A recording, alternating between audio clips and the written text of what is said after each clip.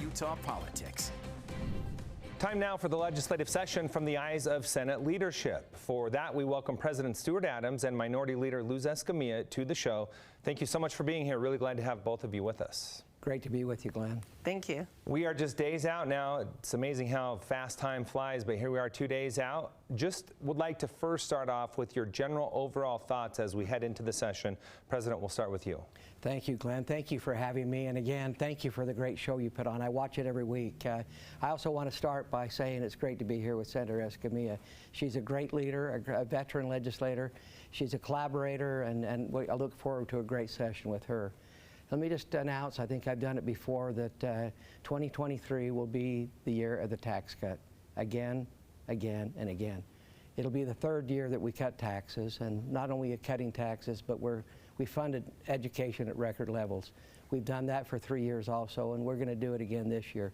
It's pretty unique for a state to be able to both cut taxes and fund education. That will be some of our priorities this year. All right, we will dig into those priorities a little bit more in just a second, but first, Senator Escamilla, let's bring you in.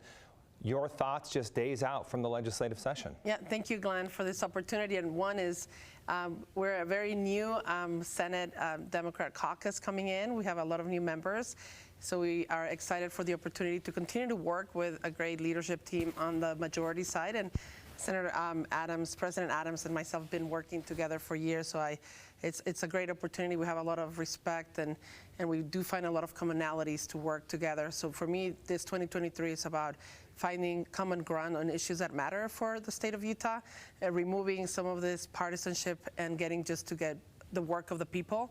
And many of those issues we share the same issues, and we may just have different ways to get approaches to the situations, but I think we're going to get to make great public policy and move forward with the state. All right, let's dig a little more into priorities. President Adams, you already named some of yours. Let's start with the tax cut you talk about. What form do you see that taking? Well, we've cut taxes for Social Security. We've cut taxes for the military retirement. We've done some income tax. I think we'll probably look at income tax. Well, I think everything's on the table this year, Glenn, and we'll look at property tax. We'll probably, and as we go through the session, we'll decide. I'm not sure if that's decided yet, but one thing I am confident of is we'll have a tax cut. Senator Escamilla, I'd like to get your thoughts on that. That's coming from House leadership, from the governor, this talk of the tax cut. Your thoughts on that, and is it necessary? I think there's always opportunity to address taxes and cuts if necessary. We would love to see a sales tax on, cutting sales tax on food. It's something we've been working for years. I think there's opportunities, for example, in WIC products, maybe related to food, and keeping our families that are, our working poor families in a good place as we, gear towards potentially a recession and where we are with our economy. We want everyone to feel safe and secure, and addressing food security is very important. I know the president has been very supportive in some of the efforts we continue to do in terms of food security. So for us is if we can make sure that our education is taken care of and other pieces, Social Security, that tax was very important, and I know there's pieces we need to work there, and property taxes I think is something we want to be part of the conversation, and we think there are opportunities to look into that. Okay, President, you brought up education as well. Talk more about education funding and specifically your thoughts on the proposal we've seen come out from the governor, a raise for teachers to the WPU and additional education funding as well. Give us some specifics on how you're thinking there. Well, first of all, Glenn, I think everyone can remember back in the pandemic, other states were actually cutting teachers' salaries. They were looking at laying off teachers. We, through a pandemic, were actually giving teachers salary increases. We're giving them bonuses and increasing the WPU. We're going to continue to do that this year. One thing we're going to do that I don't think has been done very often, if ever before, in the history of the state is we've found that teacher salaries, even though we've funded education at record level, they haven't kept up. So we're going to try to fund teacher salaries directly. Again, I think the governor mentioned that, but I think that's something the legislature will pick up. Senator Escamilla, your thoughts on what you're hearing about education funding. Are we doing enough to fund our students and our teachers and administrators? Yeah, great question, and I have to, say we have worked very closely to make sure our teachers have adequate, salaries. More to do, of course, and and the cost of living continues to increase. I mean, we've seen it on when you go to the market and buy your food, we know exactly what we're talking about. So taking care of our teachers is critical. So we want to see those, just the proposals, we want to make sure that increase on our WPU or our teachers directly, if that's what we're looking into, doesn't have ties to something else. I mean, that's, I think, some of the concerns. I haven't seen any legislation yet. That was on the details, so we're looking forward to seeing how that looks like. But I think overall, we all agree that teachers need more, and that the cost of living is increasing, and we're not keeping up. Their salaries are not keeping up with that, and that we're responsible for that. And I think we're going to take action, and millions will be invested, which is critical. Yeah, cost of living is a good segue for something else I want to talk about. That's affordability here in the state of Utah. A lot of concern for future generations and how they're going to afford to live here.